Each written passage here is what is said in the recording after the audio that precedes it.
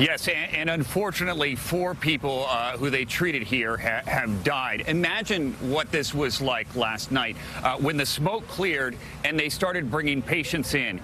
In all, about 400 people were transported to area hospitals, but the hospital behind me, University Medical Center, is the only level 1 trauma center in the state, so they got some of the most severe cases here. As Jeff said, 12 people still in critical condition. They had 104 patients here last night. This was not the worst of it, though. Other hospitals nearby also getting a number of patients, numbering in the 100. They had to go to a triage here and basically decide which patients had the best chance of survival and go for those first. It was a difficult situation at hospitals, and you can only imagine what it was like in the operating rooms as these patients were starting to come in.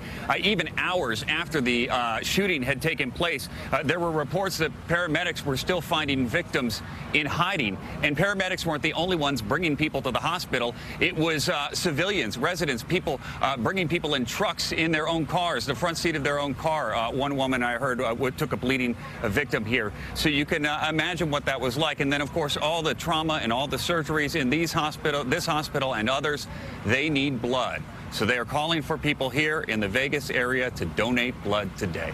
Gail? Carter Evans, we thank you very much. Dr. Robert Glatter.